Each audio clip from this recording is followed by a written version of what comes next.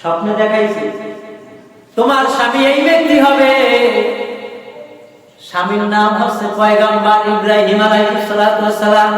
তিনি হবে একজন পয়গম্বর, আল্লাহর নবী। বাদশার মেয়েকে যখন স্বপ্নে দেখাইল ইব্রাহিম, এত সুন্দর নুরানি চেহারা আমার জীবনে আর কাউকে দেখি না। মেয়ে মনের ভিতরে গাঁথিয়ে রাখলেন, স্বপ্নের কথা কারো কাছে প্রকাশ করে না। স্বপ্নের কথা কারো কাছে প্রকাশ করে না যে তোমার স্বামী হবে হযরত ইব্রাহিম। তুমি অন্য কাউকে আর বিবাহ করবা না। এখন তৎকালীন যুগে ইব্রাহিমের মতো সুন্দরী আর কেউ ছিল না। মেয়েকে পাত্র দেখায় বাবা, কিন্তু কোনো পাত্র মেয়ের পছন্দ হয় না। ঘুমের মধ্যে যাকে স্বপ্নে দেখলাম, এই স্বপ্নের পাত্র তো আমার বাবা উপস্থিত করতে পারলো না। আমার এই স্বপ্নের পাত্র কোথায়? একের পর এক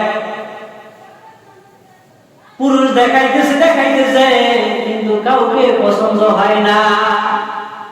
নগরের সমস্ত যুবককে দেখানো হয়ে গেল, কিন্তু কাউকে মেয়ের পছন্দ হয় না। বাদশা এবার চিন্তা করলেন, মা তোকে তো অনেক মেয়ের ছেলে দেখাইলাম, কিন্তু কোনো ছেলে পছন্দ হইল না। তাহলে আমার বাড়িতে একটা অনুষ্ঠান করে দাওয়াত দেই। এই বিশ্বের ভিতরে যত পুরুষ আছে, যত যুবক আছে, সমস্ত যুবককে এক জায়গায় পাত্র হিসেবে দাওয়াত দে। সেই মজলিসের ভিতরে তোমার যাকে পছন্দ হয় তুমি সেই ব্যক্তিকে দেখে বিবাহ কইর। আমার কোনো আপত্তি নাই, এছাড়া তো আর কোনো রাস্তা নাই। কারণ একে একে এত ছেলে দেখাইলাম, কিন্তু কাউকেই পছন্দ হয় না। তাহলে তোমার পছন্দ ওই ব্যক্তি বলে কিনা? আছে না? অনেক ছেলেকে যদি মেয়ে দেখায় কিন্তু পছন্দ হয় না, তখন চিন্তা করে এত মেয়ে দেখাইলাম, একটা মেয়েও পছন্দ হয় না, তোর পছন্দ কি? পছন্দ করলে বলে কিনা? ইব্রাহিম আলাইহিস সালাতু ওয়াস সালাম প্রতিমধ্যে যখন রওনা করে, তাকায় দেখতেছে শহরের ভিতরে বিশাল বড় একটা মজলিস কায়েম হলো। এই মজলিসের ভিতরে চেয়ারম্যানের দলের সন্তানরা এক কাতার, বড় লোকের দলের এক কাতার, এমপির দলের এক কাতার, মন্ত্রীর সন্তানেরা এক কাতার, গরিব মিসকিনদের দল এক কাতার। প্রত্যেক কাতারে কাতারে দল। কথা বুঝতে পারলাম? সবাই দলে দলে কাতার দিয়েছে। এবার মেয়েকে, সুন্দরী মেয়েকে ডাক দিয়ে বলি, তোরা কি আসো, আমাকে সুন্দর করে সাজাইয়া দে। আজকে আমার বাবা পুরো বিশ্বের সমস্ত পুরুষদেরকে দাওয়াত করছে। এই মজলিসের ভিতরে হয়তো আমার মনের ভিতরে যেই মানুষটার নাম আছে, আমি ওই মনের মানুষটাকে মনে হয় আজকে এই মজলিসে পাইতে পারি। আজকে এই মজলিসে হয়তো পাইতে পারি। এবার সমস্ত মানুষগুলো সিরিয়ালে যখন দাঁড়াইলেন, আল্লাহর পয়গম্বর ইব্রাহিম খলিল চিন্তা করলেন, এই মজলিসটা কি? কয় বাদশার মেয়ে বিবাহ দিবে। এই মজলিসের ভিতরে বাদশার মেয়ে আয়েশা যার হাত দুখানা ধরবে, তিনি হবে বাদশার মেয়ের স্বামী। কয় তাহলে এই মজলিসে কি আমিও দাঁড়াইতে পারি? তোমার এই পোশাক, এই লেবাসে বাদশার মেয়ে বিয়ে করবা, আর বাদশার মেয়ে তোমাকে পছন্দ করবে? দূরে যাও, দাঁড়ানোর দরকার নেই। এই লেবাস তো এই মজলিসে খারাপ জায়েজ আছে, কেমনে দাঁড়াও এই পোশাক নিয়ে? এখানে দেখো না, প্যান্ট শার্ট টাই পরা কত নামি দামি মানুষ, সুন্দরভাবে পোশাক পরে, সুন্দরভাবে সাদা পোড়া করে সুন্দরভাবে দাঁড়াইছে। আর তুমি যে একটা ভ্যাস দিয়ে পোশাক, লেবাসে একটু পোশাক পরে এসে দাঁড়াইলা, এইদিকে হইবে? কিন্তু ইব্রাহিম আল্লাহর পয়গম্বর আল্লাহকে ডেকে বলে, আল্লাহ মানুষ যা বলে বলুক, আল্লাহ তোমার কাছে পারমিশন চাই, আমি কি এই মজলিসে দাঁড়াবো কি দাঁড়াবো না? যদি ভাগ্যে জোটে বাদশার মেয়ে বিবাহ করা, তাহলে আল্লাহ আপনি যদি পারমিশন দেন, তাহলে আপনার পারমিশন পাই আমি দাঁড়াইতে পারি, যদি ভাগ্যে থাকে। আল্লাহ পাক রব্বুল আলামিন ইব্রাহিমকে বললেন, ও ইব্রাহিম তুমি দাঁড়াইয়া যাও। আল্লাহর হুকুম পাইয়া পারমিশন পাইয়া ইব্রাহিম আলাইহিস সালাম দাঁড়াইলেন। কয় তোমারে হ্যাঁ পছন্দ করবে, এত সুন্দর সুন্দর মানুষটাকে তোমার পছন্দ করবে? কোনোদিনও না। এবার সুন্দরী নারী প্রথম কাতার বর্গ মন্ত্রীর কাতার অবলম্বন করলেন, কাউকে পছন্দ হয় না। পিছনে এমপিদের কাতারে সন্তানদের কাছে গেল, কাউকে পছন্দ হয় না।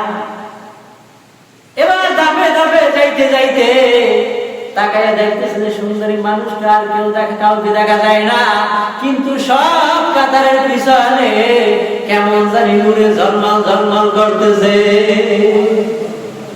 সব চাইতে পিছনে গরিবদের কাতার, এই কাতারে মানুষ ভালো মানুষ না, কিন্তু ওই পিছনের কাতারে কেমন জানি নূরে ঝলমল ঝলমল করতেছে। এবার সারা আলাইহিস সালামের মনে অনেক চিন্তা, আমার মনে হয় স্বপ্নের মানুষটা ওই পিছনের কাতারে আছে, কারণ আমি স্বপ্নে যাকে দেখলাম ওই ব্যক্তির চেহারাও নূরে ঝলমল করে। দৌড়ে গেলেন, কারণ স্বপ্নের ভিতরে বলে দিছে তোমার স্বামী হবে পয়গম্বর ইব্রাহিম আলাইহিস সালাম। নাম ইব্রাহিম। যাইয়া খপ করে তো হাত ধরা যায় না, নামটা তো জিজ্ঞান দরকার। যাইতে যাইতে পিছনের কাতারে গিয়ে যখন দাঁড়াইয়া যায়, এবার ডাক দেয়া বলে তোমার নামটা কি? চিনতে পারলেন আমরা এত ভালো মানুষ থাকতে থাকতে আমাদের কারো কাছে জিজ্ঞেস করলো না, যাইয়া এই গরিব মিসকিন ভিখারি রাস্তার ফকির এর কাছে যাই জিজ্ঞেস করে তোমার নাম কি? জিজ্ঞাসা করা হলো তো আপনার নাম কি? কয় আমার নাম হলো ইব্রাহিম। নাম কি? ইব্রাহিম। তাহলে নামের সাথে নাম মিল আছে না? আর স্বপ্নের ভিতরে যেই চেহারা দেখলাম সেই চেহারাওয়ালা ব্যক্তি তো পাইলাম।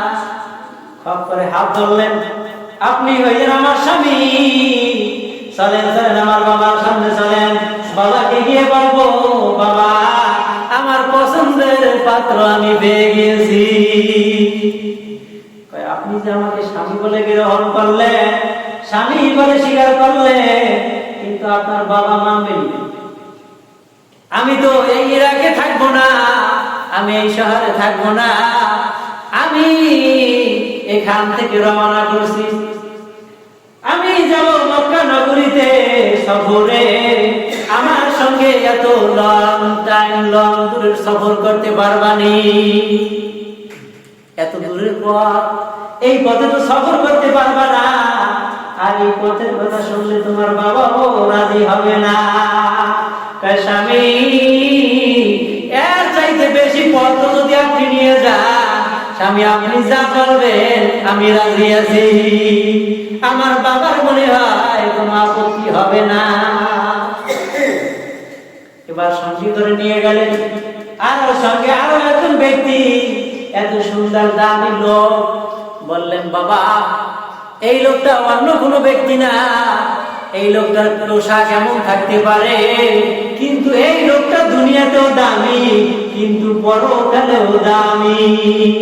এই ব্যক্তি হলো আল্লাহর একজন পয়গম্বর হযরত ইব্রাহিম আলাইহিস সালাম। ইনি হলো জাতি পিতা হযরত ইব্রাহিম আলাইহিস সালাম, এমন একজন পয়গম্বর। তাহলে যুগে যুগে অসংখ্য নবী রাসূল আল্লাহ তাআলা পাঠাইছেন, আর সঙ্গে একজন দুশমনও পাঠাইছে। আর এখন বর্তমান যুগে নবী তো নাই, আছে, কিন্তু নবীর দুশমন আছে। তাহলে আর উলামা ওয়ারাসাতুল আম্বিয়া এরা এখন বর্তমানে আছে, আর এদের বিচারে দুশমনও আছে। এই দেখবেন যারা দল করে, দুই দল আছে না নাই, এক দলে আর এক দল পাল্টাপাল্টি চলে নাকি, এক দল আর এক দলের চোখে দেখতে পারে না। ভালো মানুষের দল